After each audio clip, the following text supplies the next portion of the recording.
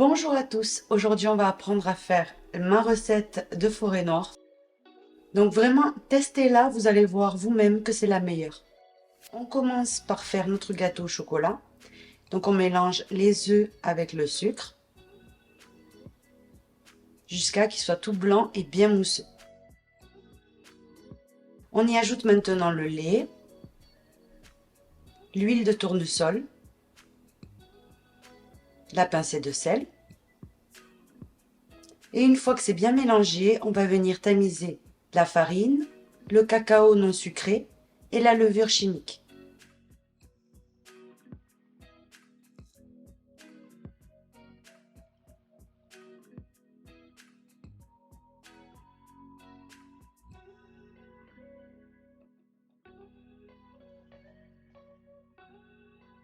On remue un petit peu avec le batteur éteint, juste pour pas que ça parte tout en volant. Et ensuite, on va venir tout mélanger.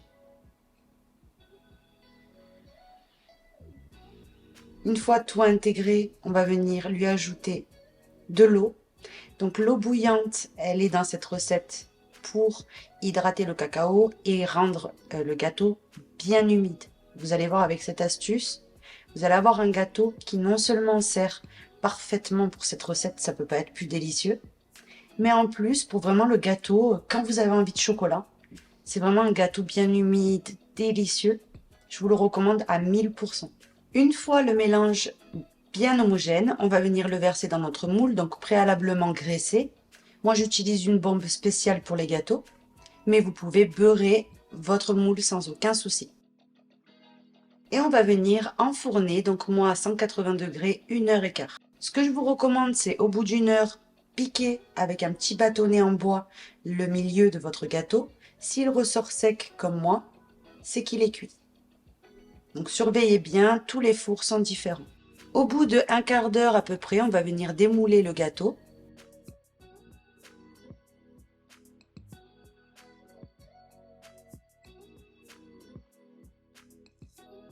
Et le placer sur une grille. On enlève le papier et on va le laisser complètement refroidir. Il est bien moelleux. On prépare maintenant notre sirop. On y verse 200 ml d'eau et 60 g de sucre. Et on va venir juste le porter à ébullition pour que le sucre se dissout. On ajoute une cuillère à soupe de kirsch et on place le sirop de côté, on le laisse refroidir. On s'attaque à notre chantilly. Donc on y place un demi-litre de crème et on va venir lui ajouter de la vanille. On va venir la monter. Donc la crème doit être très froide.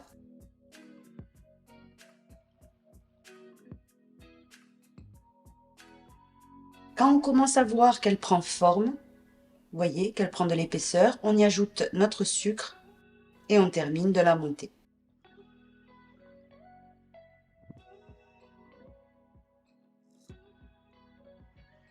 Ne la battez pas de trop, juste ce qu'il faut.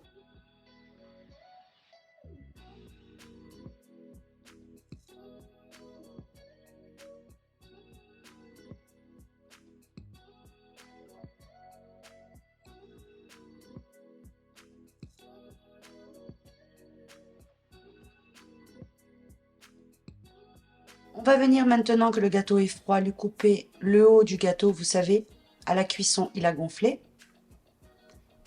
Vous placez ce morceau de côté, soit vous faites des petites coupes de forêt noire, soit vous le mangez tel quel.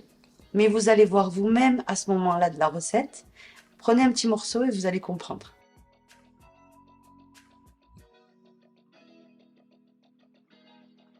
On divise le reste en deux parties égales.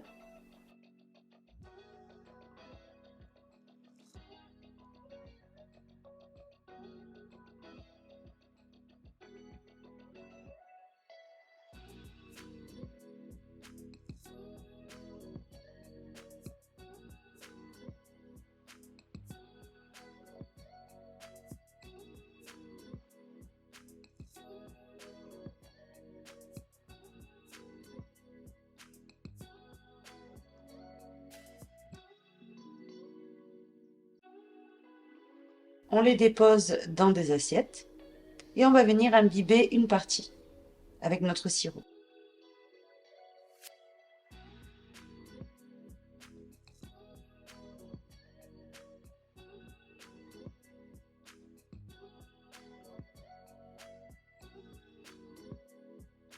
On y place de la chantilly. On l'étale un petit peu.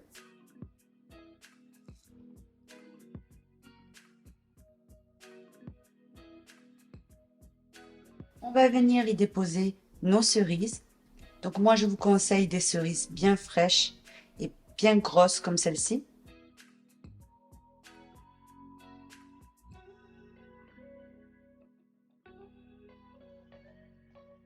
On égalise un petit peu.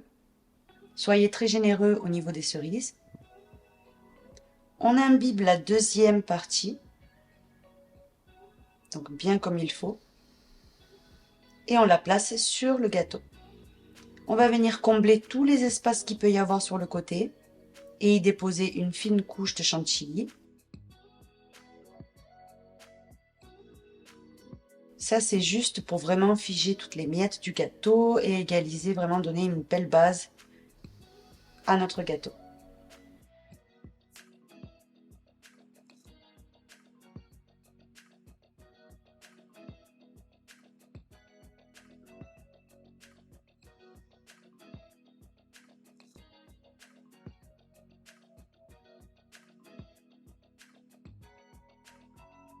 Une fois lisse, on le place au frigo et en attendant, on va venir, avec cette petite astuce, râper du chocolat. On met cette assiette au frigo et on s'attaque maintenant à la vraie décoration du gâteau.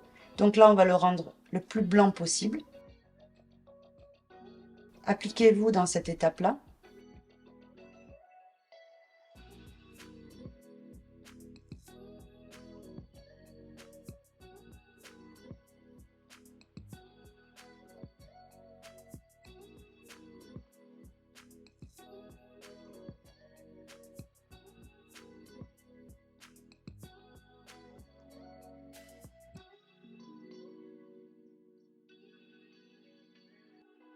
Une fois que le résultat vous plaît, on prend notre chocolat qui est bien froid et on va venir le mettre tout autour.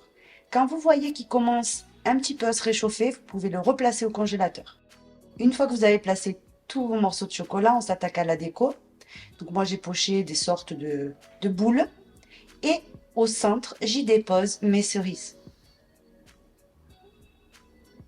Donc des cerises fraîches, ça fait toujours beaucoup plus appétissant, mais vous pouvez très bien mettre des cerises confites. Au milieu, on y dépose ce qui nous reste de chocolat. Et c'est prêt. Je vous conseille quand même de garder le gâteau au moins 1 heure au frigo avant de déguster. Toutes les saveurs vont se mélanger beaucoup mieux.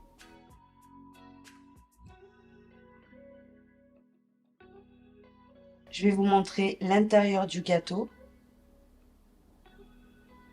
Le problème avec ce gâteau, c'est qu'il part vraiment trop vite. Le mieux est que vous le fassiez, vous le goûtiez et vous me laissiez un commentaire pour me dire que j'avais raison. Ce gâteau est excellent. Donc la recette est maintenant terminée, j'espère qu'elle vous aura plu. Bon appétit à tous!